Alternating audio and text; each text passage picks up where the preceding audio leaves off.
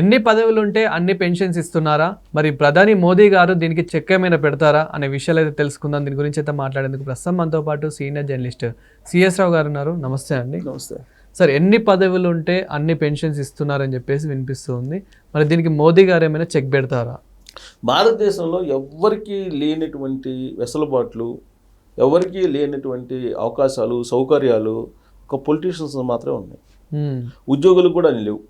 జనరల్గా ఉద్యోగులు ప్రభుత్వంలో పనిచేయనటువంటి వాళ్ళు చాలామంది ఉంటారని చెప్పి చాలా సందర్భాల్లో ప్రస్తావించుకున్నాం. అవినీతికి పాల్పడుతుంటారు, అక్రమాలకు పాల్పడుతుంటారు అని చెప్పి. దీనికి సంబంధించి సినిమాల్లో కూడా చాలా సందర్భాల్లో చాలా సీన్లు తీశారు ఉద్యోగుల గురించి. సరే, వాళ్ళ ఉద్యోగుల అవినీతి పక్కన పెడితే పొలిటీషియన్స్ యథా రాజా తథా ప్రజ అంటారు. పొలిటికల్ కరప్షన్ కనుక తగ్గితే మిగతా రంగాల్లో ఉండే కరప్షన్ ఆటోమేటిక్గా తగ్గిపోతుంది.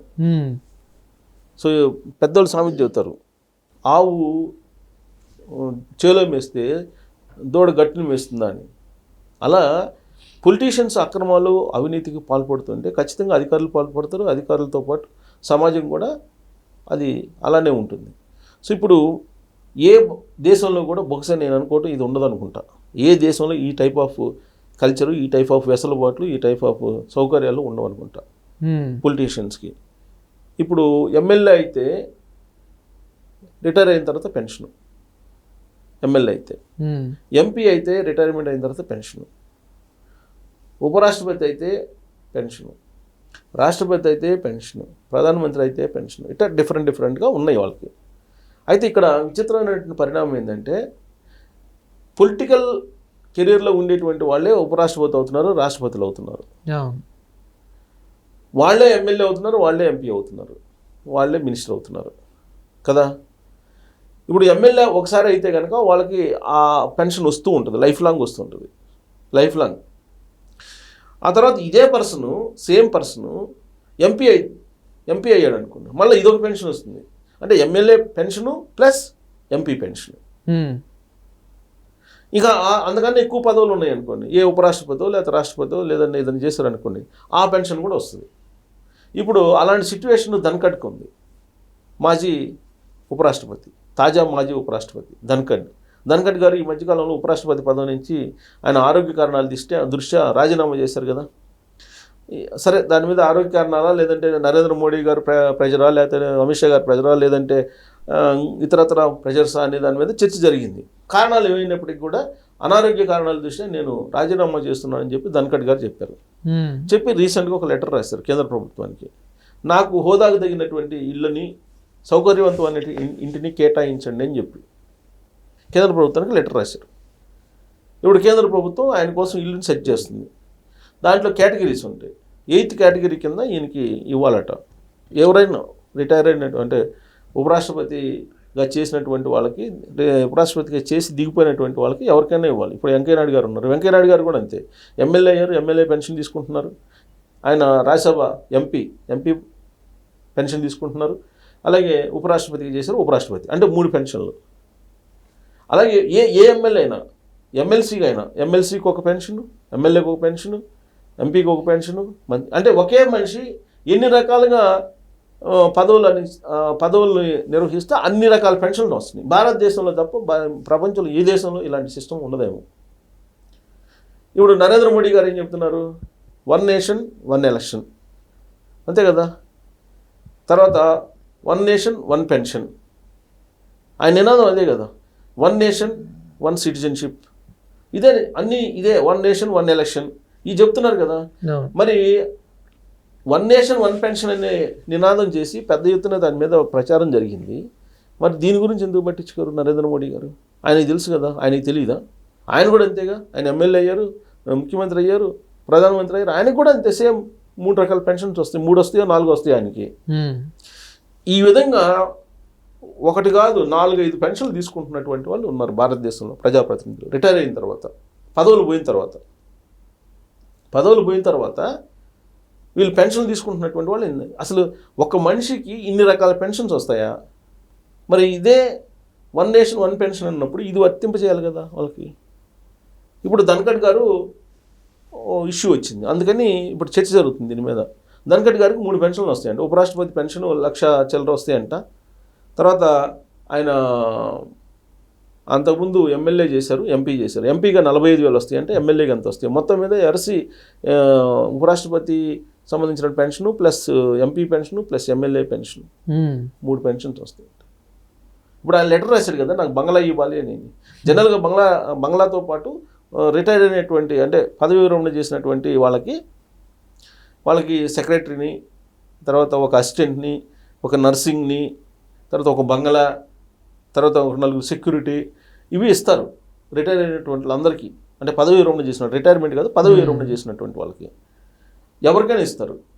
సో అలాంటి మాజీలందరికీ పొలిటీషియన్ అందరికీ ఇస్తారు. మరి అలాంటి పెన్షను మరి రేపు వీళ్ళకి వస్తున్నటువంటి పెన్షన్ ఉద్యోగులు కూడా కోరరు అని చెప్పి ఏముంది? ఇప్పుడు ఉద్యోగులు కూడా పదోన్నతి పొందారనుకోండి. సపోజ్ ఒక సెక్రటరీ ఉంటాడు, సెక్రటరీ నుంచి ఆయన అడిషనల్ సెక్రటరీ అవుతాడు, అడిషనల్ సెక్రటరీ నుంచి సెక్రటరీ అవుతాడు, సెక్రటరీ నుంచి ఆయన చీఫ్ సెక్రటరీ అవుతాడు. మరి ఒక్కొక్క ప్రమోషన్కి ఒక పెన్షన్ ఇవ్వాలిగా.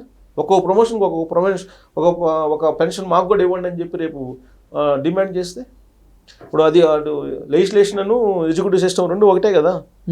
ఇప్పుడు మీకు వస్తుంది కదా మాకు కూడా ఇవ్వండి అని చెప్తే వాళ్ళు ఓకే చేస్తారా? ఓకే చేసే అవకాశం ఉందా? ఏమో చెప్పలేము. రేపు రాబోయే రోజుల్లో మీరు తీసుకుంటున్నారు కదా, మాకేంటి? మీరు ఒక్కొక్కరు 4 పెన్షన్లు 5 పెన్షన్లు తీసుకుంటున్నారు కదా, మరి మేము తీసుకుంటే మాత్రం తప్పేంది? ప్రతి వాళ్ళకి ఉద్యోగంలో 20 సంవత్సరాలు చేసినప్పుడు ప్రతి సందర్భంలో కూడా ప్రమోషన్స్ వస్తూ ఉంటాయి. ప్రమోషన్కి ఒక పెన్షన్ ఇవ్వాలిగా. దాంట్లో కూడా తప్పేముంది? ఇప్పుడు ఒక పొలిటీషియన్ ఎమ్మెల్యేగా ఉన్నప్పుడు, ఎంపీగా ఉన్నప్పుడు, రాష్ట్రపతిగా ఉన్నప్పుడు, ఉపరాష్ట్రపతిగా ఉన్నప్పుడు, ప్రధానమంత్రిగా ఉన్నప్పుడు వేరువేరుగా తీసుకుంటున్నప్పుడు ఒకే ఎంప్లాయీ మరి ఒక్కో పదవిలో ఉన్నప్పుడు ఒక్కో పెన్షన్ మాకు మాత్రం తక్కువ, మాకు కూడా ఇవ్వాలని చెప్పి డిమాండ్ చేయరా? ఇప్పటికే ఉద్యోగులు అనేక రకాల డిమాండ్ చేస్తున్నారు. బహుశా ఈ ఆలోచన ఇంకా రాలేదేమో. ఈ వీడియో చేసిన తర్వాత వాళ్ళకి వస్తుంది, రాకుండా ఉండదు. ఎందుకంటే ఇప్పటికే మనం ఉద్యోగుల శాలరీస్ గురించి ఈ వీడియో పెడితే వాళ్ళు పొలిటికల్ కరప్షన్ ఏంటి, పొలిటికల్ వాళ్ళ గురించి ఎందుకు మాట్లాడరు మీరు అని చెప్పి అడుగుతూ ఉంటారు.